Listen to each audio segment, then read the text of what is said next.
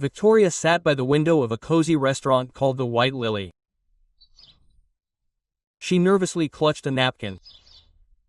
The lights of the evening city flickered outside the glass.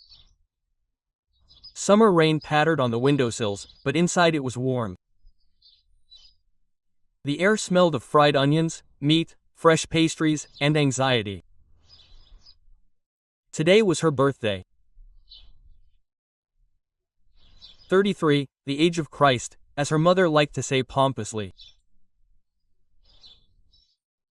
Only, unlike the Savior, Vika didn't feel saintly at all. Instead, she felt tired, crushed, and foolishly hoping for a miracle. Today she had invited only her husband and his mother. No one else. She simply didn't want to see anyone else. She had planned the menu in advance, paid for the banquet in full, and ordered a marbled cake for dessert. And all this in an attempt to save the family, to restore at least a modicum of normality to her relationship with her husband. Yes, Victor had become completely different lately, irritable, rude, and reminiscent of a disgruntled store manager during the shortages. Especially around his mother, Anna Fyodorovna, he turned into something slippery, prickly, and utterly unbearable. But Vika still held on to hope. She held on to hope for Sasha's sake, for her son, who increasingly hid under the covers when he heard his dad come home and slam the door.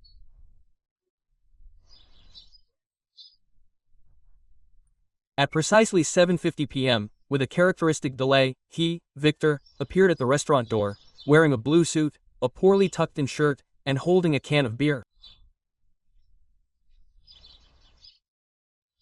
Anna Fyodorovna walked beside him, wrapped in a shawl. Her face was stern, her lips pressed tight, her eyes piercing. "Well, happy birthday, Vitka," Victor said to his wife, without even looking in her direction. "Well, of course.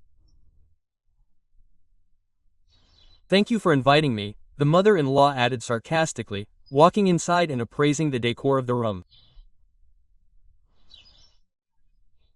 "Yes, it is a little vulgar here, but what can you do? The main thing is that the table is free." Sasha ran up to the table first. He proudly held a box decorated with stickers and rhinestones. Before the guests arrived, he hid his gift in his school bag, because his mother brought him here straight from school. Inside the box was a plasticine craft.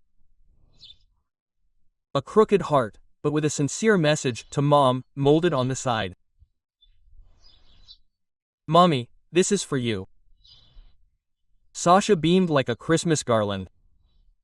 "I made it for you myself." "Thank you, you are my bunny." Vika hugged him and kissed the top of his head.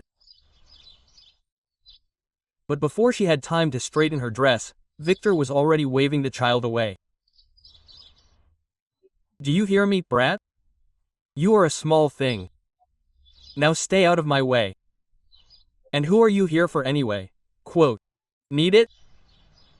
Sashka recoiled. His eyes filled with tears. He dropped his box and took a step back. "What are you talking about, Vidya?" Victoria stood up, looking at her husband with amazement and incomprehension. "This is your son." And then Victor, who had already had a fair amount to drink on the way, turned to her and growled at the whole room. "Remember. First my mother, and only then your pathetic son, the one you fostered. Understand?" The phrase hung in the air like ashes after an explosion. The entire room, including the waiters, the musician, and even the cook, who peeked out from the kitchen, froze. Something inside Vika clicked.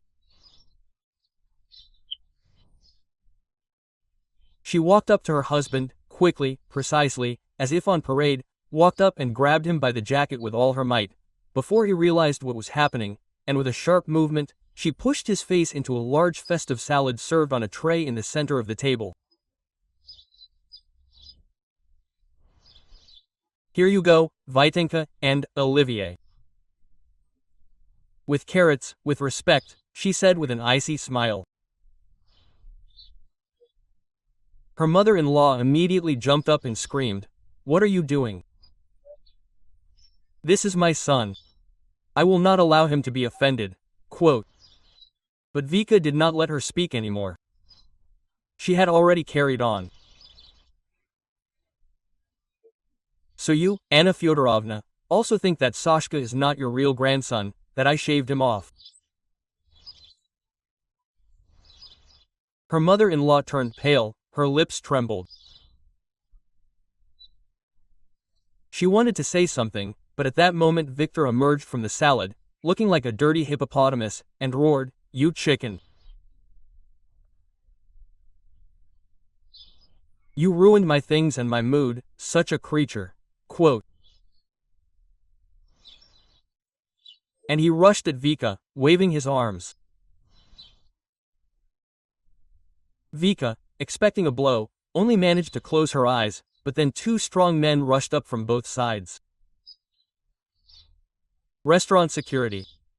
They deftly subdued the drunken hooligan. "Come on, disrespectful fellow, behave yourself," one said, twisting Victor's arms behind his back. "Who are you? Are you out of your minds? You have no right to do this. This is my holiday too. I came here myself." Quote. Victor screamed like a mad walrus, struggling, leaving mayonnaise stains on the floor. "Yeah, well, what a holiday you've arranged for yourself," the second security guard chuckled, looking at Victoria. Season premiere of The Man in the Salad.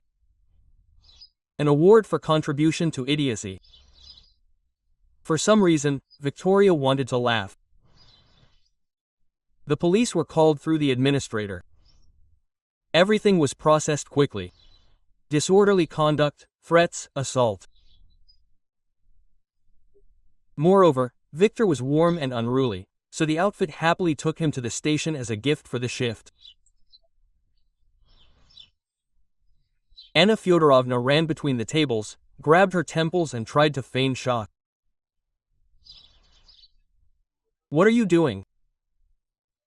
You're handing my son over to prison. For what? What did he do? He's a good man." "Well, yes.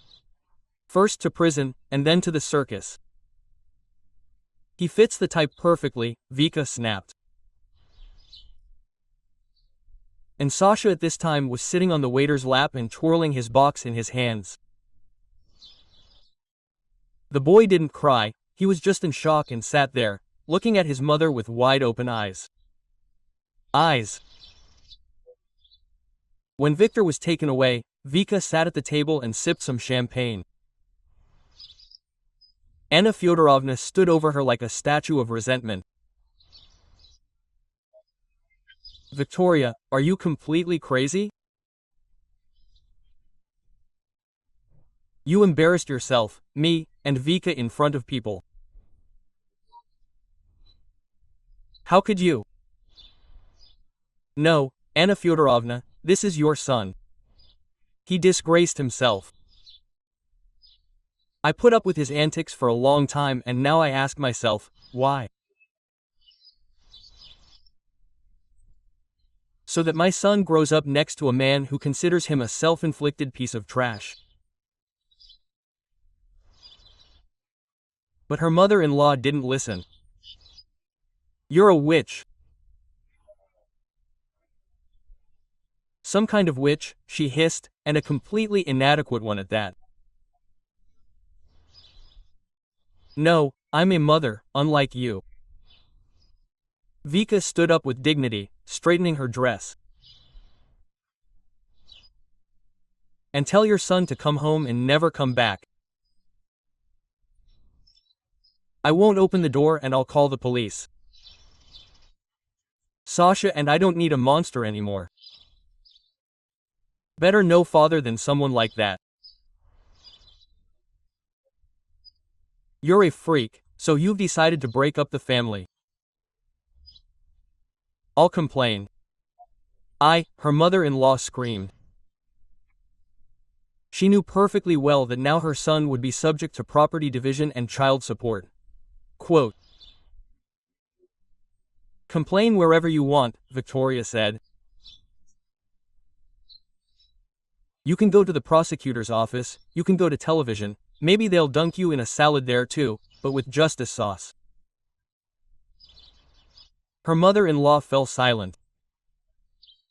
There was nothing more she could say, and she left with her head held high. A few minutes later, the restaurant began playing music again. The incident was forgotten, and everyone was eating, drinking, and having fun again. Several women who had seen and heard everything surrounded Vika. Someone opened another bottle of champagne, and Sashka ran up to his mother with a plate. "Mom, I tried the cake. Would you like some too?" Thank you, my dear." Vika hugged him with tears in her eyes. "Son, everything will be okay for us now." "And Daddy?" the boy asked, looking into her eyes. Daddy is gone forever. But it's not your fault and not mine. He just forgot that people aren't furniture you can kick around." "Mom, is he really never coming back?" Sashka looked at his mother, and there was hope in his eyes. He was simply tired of being afraid of his father's drunken antics.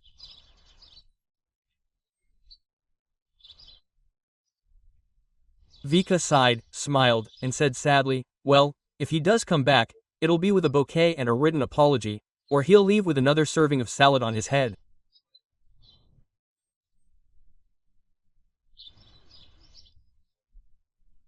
"So let's drink to us, the strong and independent," one of the women said, raising her glass. A few minutes later, Vika had completely forgotten about the incident, about Victor, about his mother. She and Sasha were in a new group, which turned out to be fun and better than the first. They drank, ate, and had fun. They returned home late in the evening, and Victor went off to serve his legal 15 days for hooliganism. He was in no mood for fun. He was charged with resisting arrest and threatening violence. At the station where he was taken, they called him Mr. Olivier behind his back. One of the police officers even suggested writing a comedy script about it. In general, the entire station laughed at Victor, especially when he tried to clean himself up and smeared even more mayonnaise on himself. And Vika? After the divorce and division of property, Vika bought herself and Sasha a new apartment, albeit small. She signed up for yoga and took Sasha to a psychologist. And for the first time in many years, she began to sleep peacefully. On her shelf now sat the very same box with the heart her son had molded. And although it was green and crooked, it was absolutely real. Just like her new normal life.